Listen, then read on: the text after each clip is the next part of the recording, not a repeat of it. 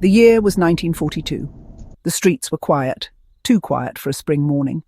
The bakery shutters stayed down, the grocer's shelves stood bare, and every shop window bore the same printed sign rationing, in effect until further notice. But in the small back garden behind an old brick cottage, something stirred.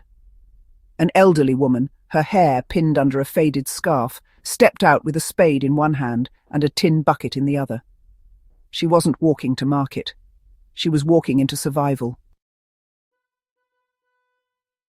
Her name was Margaret, and the patch of soil behind her house would feed 3 generations until the war ended.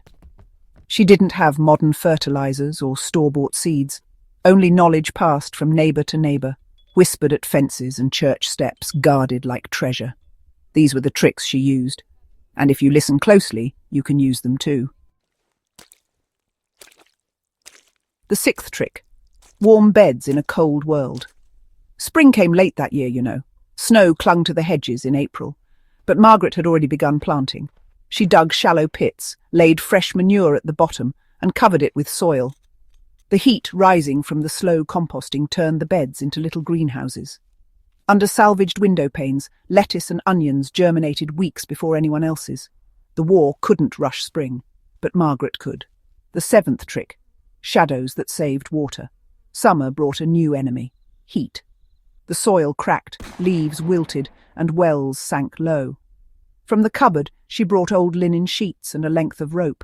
She strung them between posts, casting shifting shade across the beds during the fiercest sun.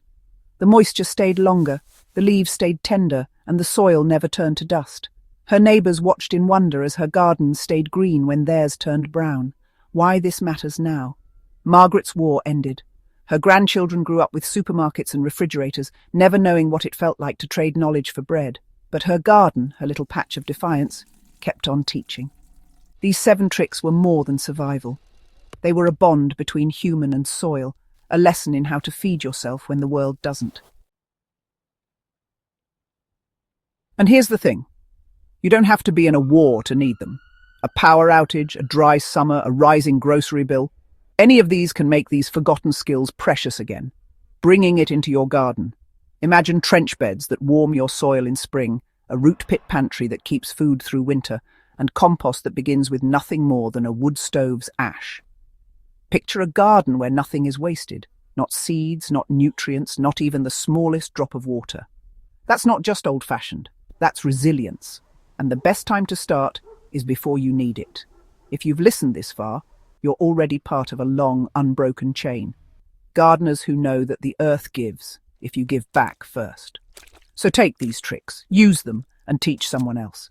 Because one day, they may feed more than just your family.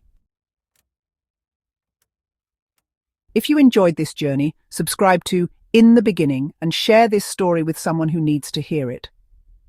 These aren't just tips, they're lifelines. And the more hands they reach, the more gardens and lives they'll save.